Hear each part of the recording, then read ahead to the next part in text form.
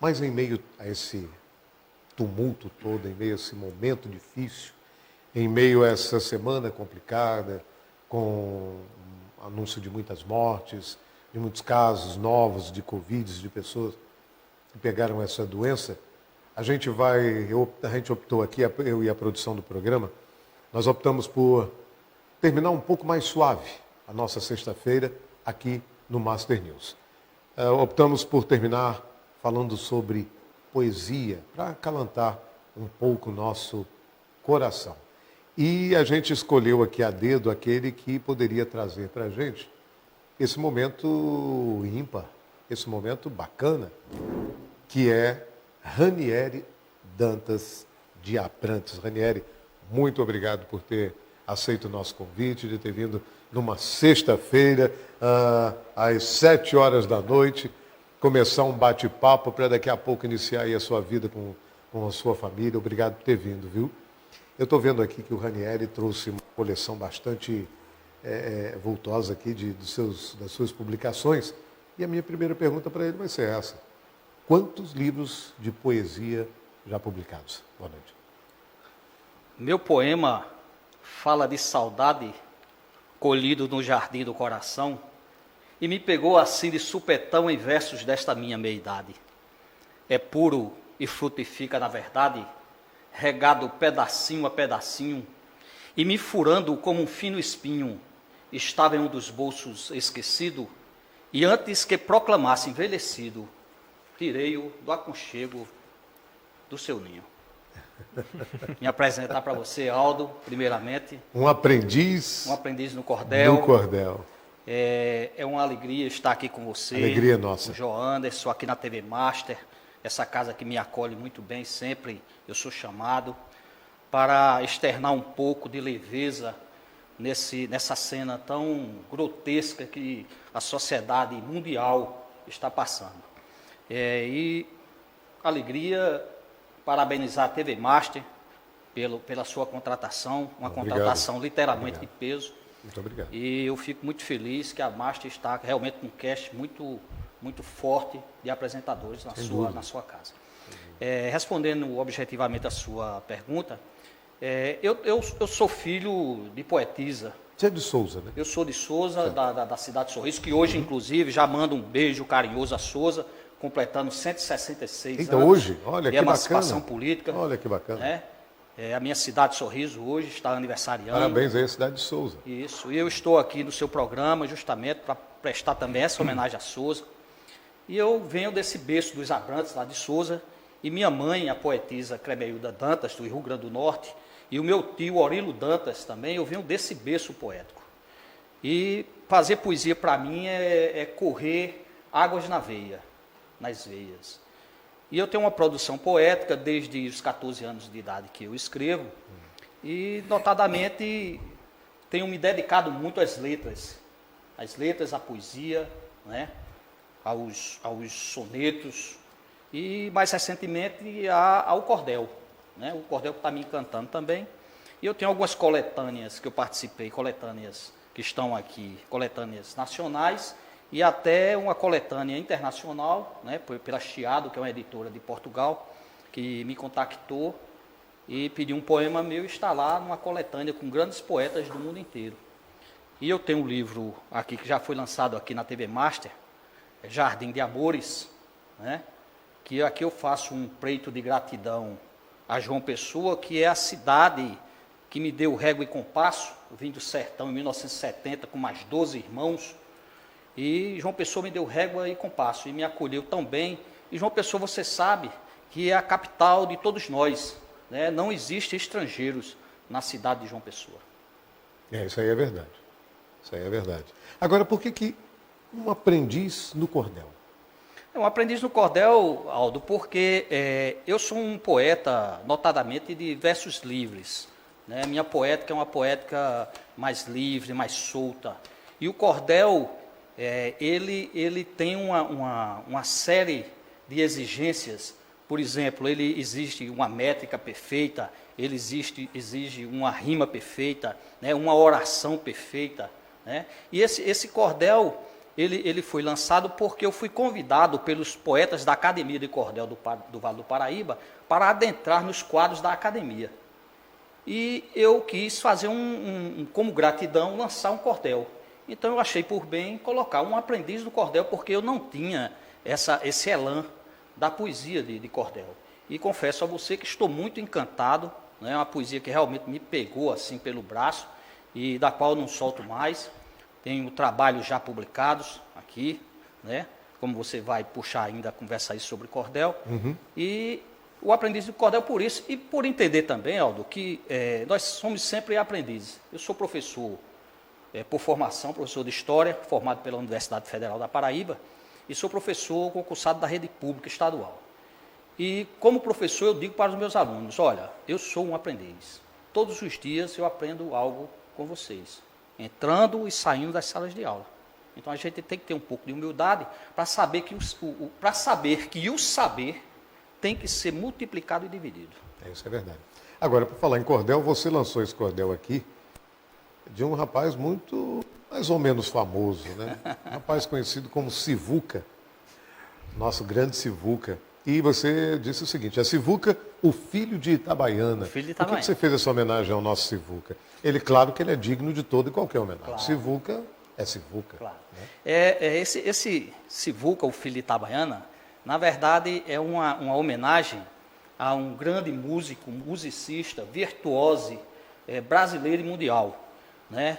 O governo do estado da Paraíba instituiu este ano como o ano Mestre Sivuca, na rede pública estadual de ensino. Certo. E isso me incentivou a lançar esse cordel. O ano passado, eu passei batido, que o ano passado foi Jacos do Pandeiro, mas ficou muito em cima e não deu tempo de produzir para Jacos do Pandeiro.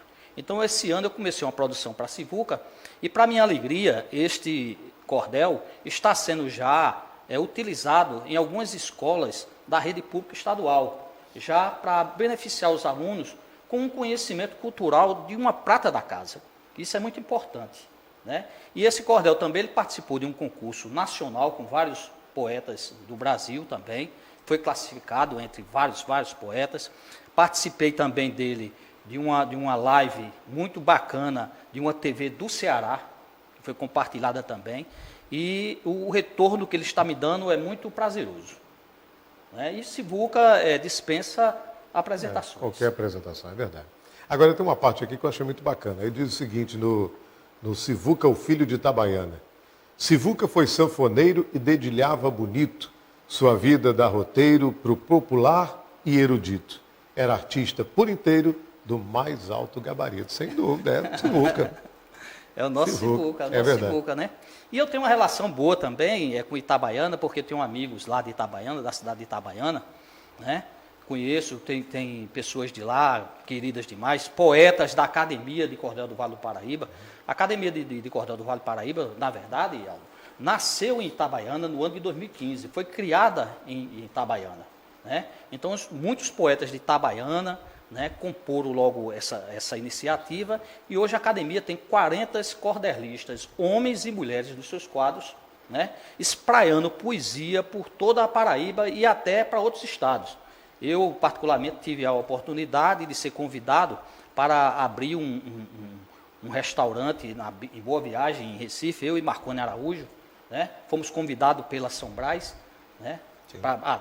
Artistas paraibanos em solo pernambucano, para espraiar a poesia. Isso para a gente também foi bacana, né? Fazer com que a poesia ela realmente ultrapassasse as barreiras estaduais. Tá certo. Agora você também aproveitou esse momento para falar as gigantes lições do coronavírus. Até sobre isso você falou. Isso. Se você pegar e abrir a página 31, tem a minha glosa. No cordel, as estrofes são chamadas glosas. Né? Então tem uma glosa, isso aí, mais de 80 cordelistas de todo o Brasil participaram desse cordel coletivo sob a organização do poeta Marconi Araújo, e eu tive a oportunidade de glosar sobre essa praga que assola todo o mundo. Né? Eu que infelizmente tenho algo muito ruim que aconteceu na minha própria família, né? Que tive uma irmã médica Exatamente, que faleceu por conta do coronavírus. Isso. E uma semana antes dela falecer, justamente, eu já tinha escrito isso aí como se fosse uma premonição, né? Então eu tive E esse... qual desses dois aqui? A página 31 aí, Sim. Os dois? o de baixo. Certo.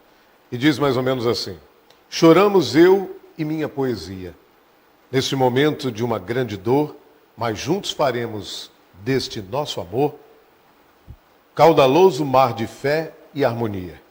Faremos canção, doce melodia, de mãos dadas em plena oração. Instante de profunda comoção, em favor do nosso irmão semelhante. A lição do corona é tão gigante que é marcante para toda geração. Você fez isso daqui exatamente antes do falecimento Isso, da uma sua semana irmã. antes do falecimento da minha irmã, eu tinha feito isso daí, né? Eu sabendo que ela já estava na linha de frente, né? Uma heroína, como muitos heróis e heroínas estão Sim, ali, na linha de frente, inclusive produzindo máscaras, ela própria, de próprio punho, fazendo máscaras. E a família teve essa infelicidade, mas eu acredito que ela está num bom lugar, lá nos braços de Deus, perto da minha mãe, do meu pai, né? E de todos os nossos entes queridos que se foram. Agora, um poeta, ele já nasce poeta ou ele se inspira em alguém? Aldo, eu não acredito que um poeta, ele aprenda a ser poeta. Eu vejo, inclusive, em algumas redes sociais, como aprender a ser poeta. Eu não acredito nisso. Você não aprende a ser poeta. Você aprende a burilar a palavra. Porque a palavra, ela, na verdade, é a ferramenta do poeta. Um poeta que se preze, ele não apenas nasce poeta.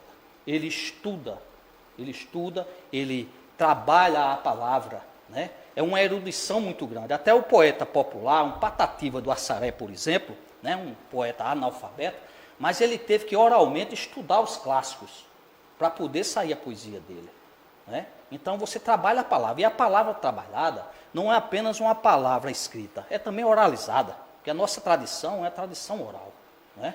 Nosso costume é oral. Então o poeta, para mim, ele vem de berço, ele nasce poeta e vai se aperfeiçoando.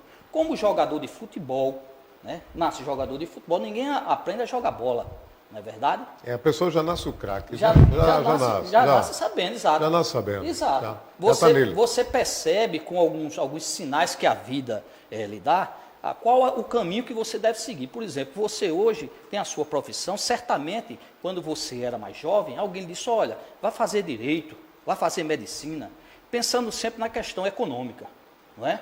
Da sustentabilidade econômica. Mas você percebeu durante o tempo que a sua linha era o que é o jornalismo.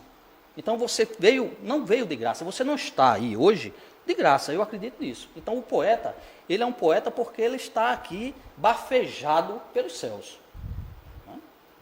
Tá certo. Jonas, alguma pergunta? Por favor, Tenho fique à sim. vontade. Claro, eu estou aqui batendo papo com... Se deixar, eu vou ficando. Aqui, Eu estava só acompanhando aqui, mas já me surgiu aqui um questionamento. Você falava Diga lá. agora, Aldo, sobre a Covid-19, e eu queria saber, para você, qual a função da arte e da cultura nesse momento para a gente tão difícil?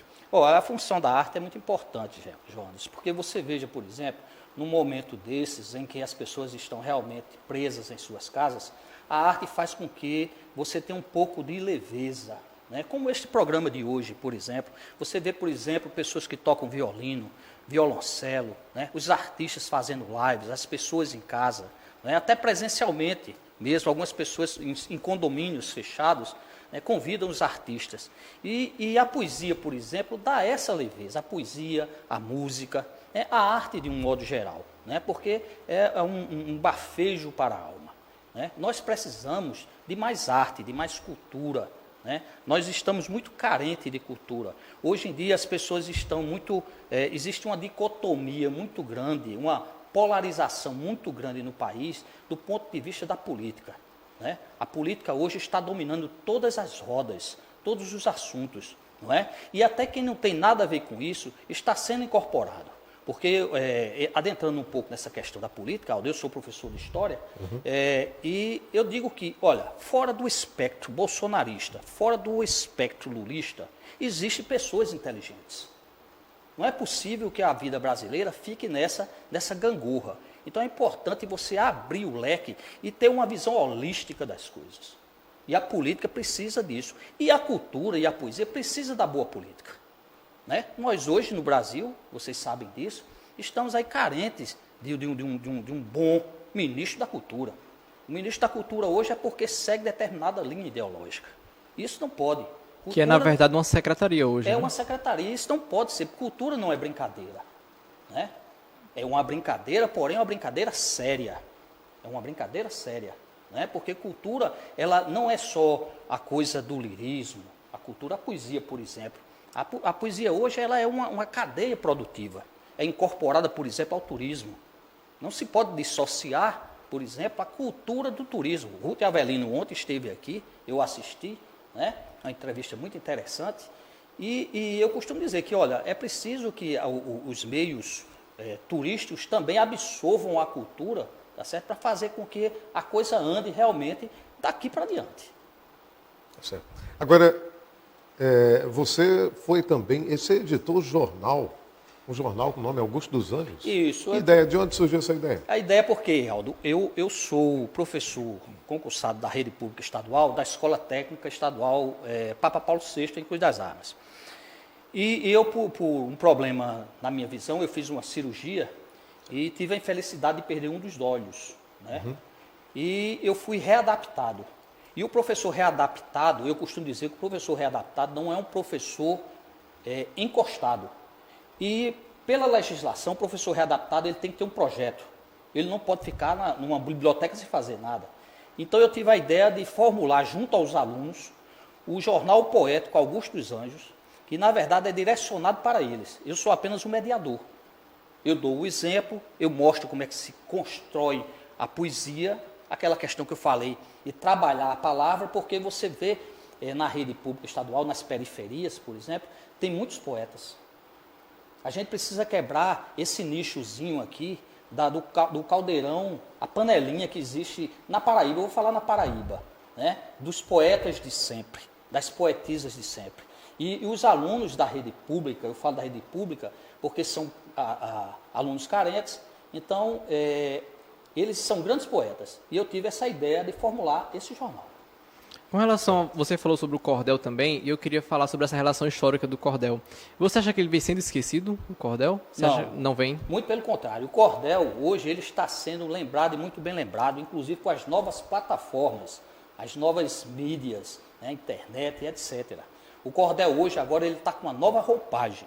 Né? Ele adquiriu uma nova roupagem. Que roupagem é essa? A roupagem é aquele cordel tradicional de se falar de Lampião, de Maria Bonita e tal. Aquilo ali foi de uma época. Hoje em dia, os poetas cordelistas, eles adentram no cotidiano, né? Cenas do cotidiano.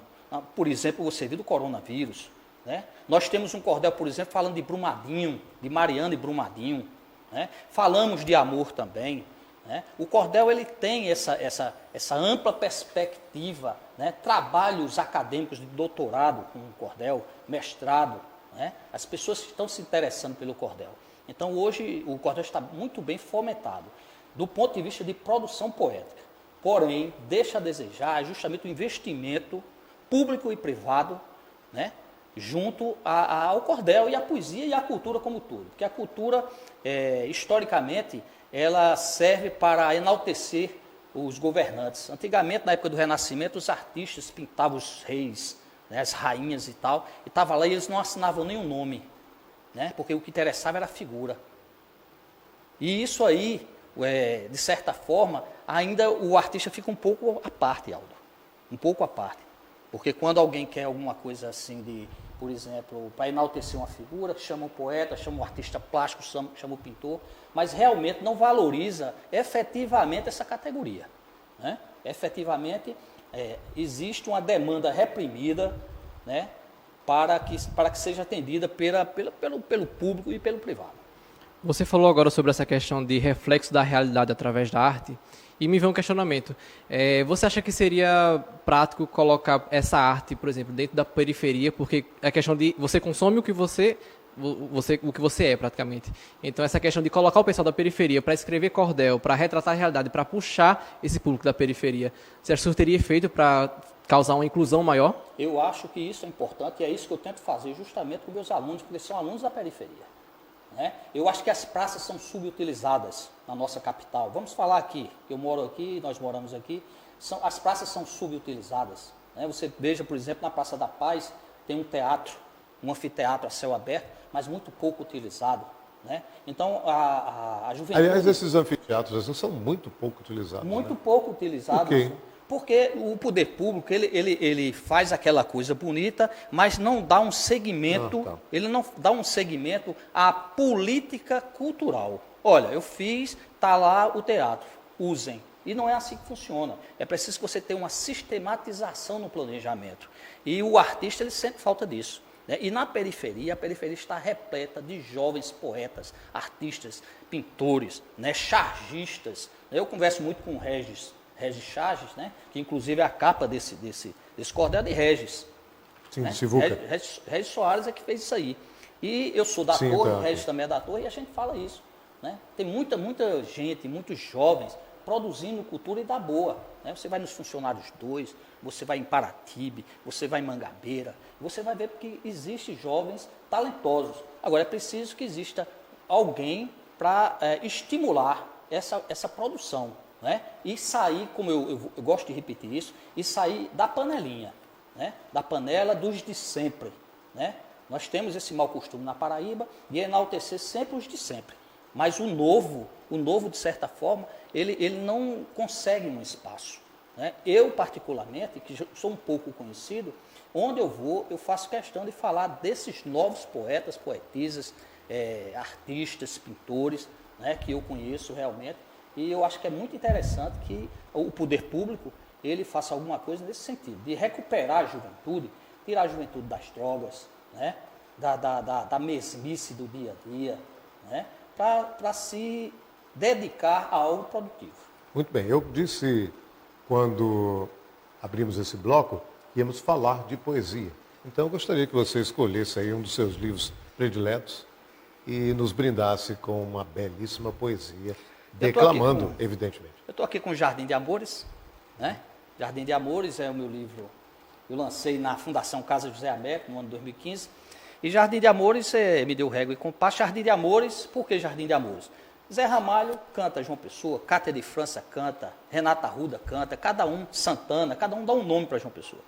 E João Pessoa é meu Jardim de Amores.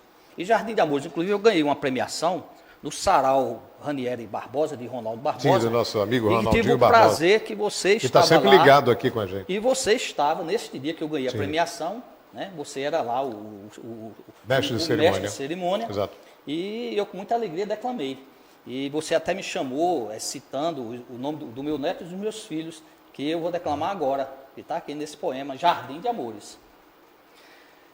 Meu poema é litorâneo, inspirado numa gamboa, suave e contemporâneo, um preito para João Pessoa.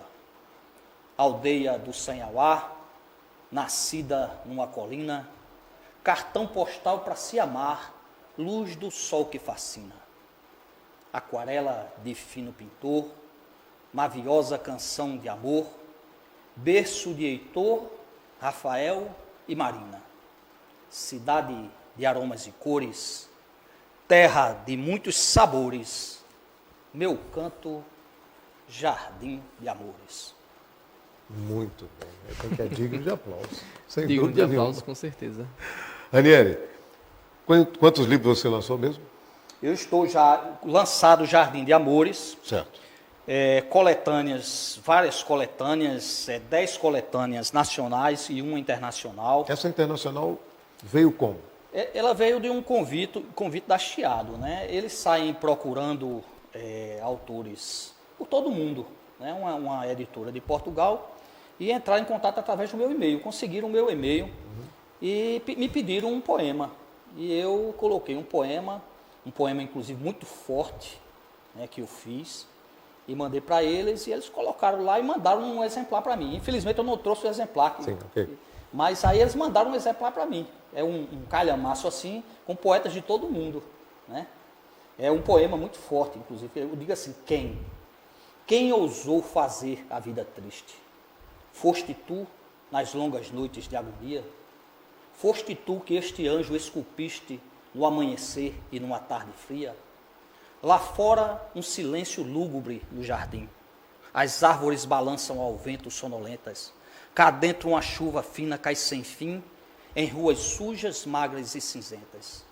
Em mim corrói uma dor imensa, no sorriso o sangue da descrença, marca de meu pobre viver humano. No coração do poeta, tão sem crença, quem plantou no peito esta doença, quem ousou causar tamanho dano. Que bacana, bacana. Ranieri, eu queria saber, Aldo, eu vou te atrapalhar aqui só mais Não, absolutamente. Não. Você falou aí agora desse seu cordel, e eu fiquei numa dúvida aqui, pensando assim, você recebe as críticas não, no caso, os comentários das pessoas, que é que elas falam sobre que sentimento veio através daquela poesia, daquele cordel? Sim, eu fico feliz, João Anderson, porque pessoas que eu não conheço, inclusive, porque eu até valorizo um pouco mais, porque às vezes vindo de um amigo, a gente gosta, é evidente, mas tem a amizade. Então eu tenho pessoas que eu não conheço, que através das minhas redes sociais, as pessoas falam, né, de que, por exemplo, tem uma leitora, uma jovem leitora da cidade de Cabedelo, que um dia mandou para mim. Eu não lhe conheço, mas fui à livraria do shopping e comprei o seu livro. E é o meu livro de cabeceira, Olha que O Jardim de Amores. Então, para mim, isso aí não tem preço, entende? Uhum. E a crítica, inclusive, para mim, é muito positiva, né? Mesmo uma crítica deletéria. Né? Porque eu costumo dizer que quando uma crítica é muito deletéria, é porque a pessoa não faz. Né? Porque o crítico, quando me critica, eu pergunto, você é poeta? Né? Porque muitas vezes o crítico, ele não sabe do métier, ele não sabe, mas ele critica. Mas aí eu não levo em consideração. Eu levo a crítica construtiva para melhorar, porque evidentemente que eu sei que eu estou sempre melhorando. Né? O poeta ele tem que ter duas características, humildade e generosidade. Né? De receber a crítica e aperfeiçoar a sua poética. E é isso que eu pretendo fazer até o fim dos meus dias. Quando você resolveu publicar Cordéis Acadêmicos, e qual motivo te levou a publicar esse livro? Cordéis Acadêmicos é uma produção da Academia de Cordel do Vale do Paraíba, uma organização do poeta Fábio Mozart, que inclusive é jornalista, né, da Rádio Tabajara, e ele resolveu divulgar através de um livro, porque o cordel ele tem esse formato tradicional. Isso, Não é isso? Então ele resolveu colocar isso em livro. Para divulgar um pouco os poetas da academia. Então somos poetas da academia, 19 poetas da academia que estamos aí, compondo esses cordéis acadêmicos. Né? Várias histórias, tem poetas aí muito bacanas, eu não vou nominá-los porque pode ser que fique algum e dê errado para mim. Não, mas tem aqui Marcos Antônio Monteiro, Bento Júnior, Chico Molungu, Cristine Nobre, Fábio Mozart, Gilberto Baraúna. Quem gosta, evidentemente, que deveria saber para poder adquirir o livro.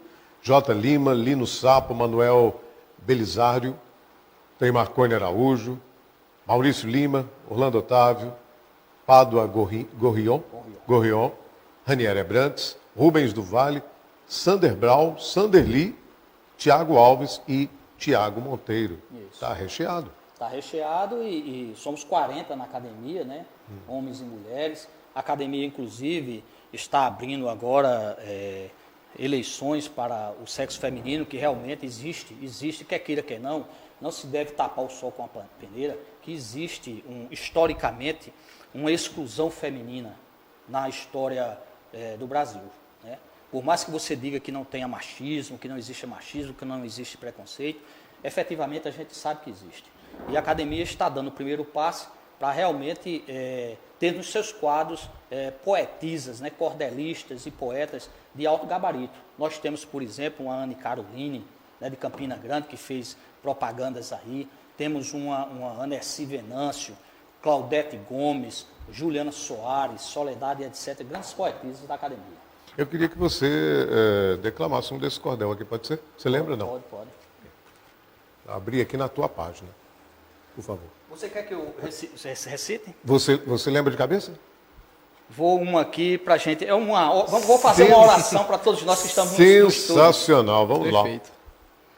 Sou ave triste e cansada, adejando e já perdida, ave no voo abatida, depois na sala empalhada, alma vazia, pisada, e no aguardar de uma chance de me salvar no relance, silvando o canto na serra, que olhos maldosos na terra, sonhadores não alcance.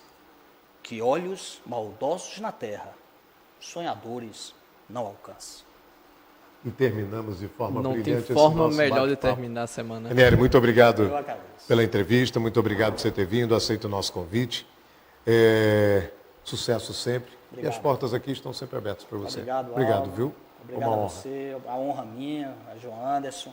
Estou sempre à sua disposição, né? Muito obrigado. A hora que você quiser, eu estarei aqui com muita alegria, porque eu gosto de vocês e gosto dessa casa. Tá certo. Obrigado mais uma vez. E o Master News vai ficando por aqui nesta semana. Segunda-feira a gente tem um encontro marcado a partir das 18 horas. Master News agora tem o seu novo e definitivo horário, de 18 às 20 horas. E é claro que eu conto com você. Um excelente final de semana, Deus lhe abençoe e até segunda. Boa noite.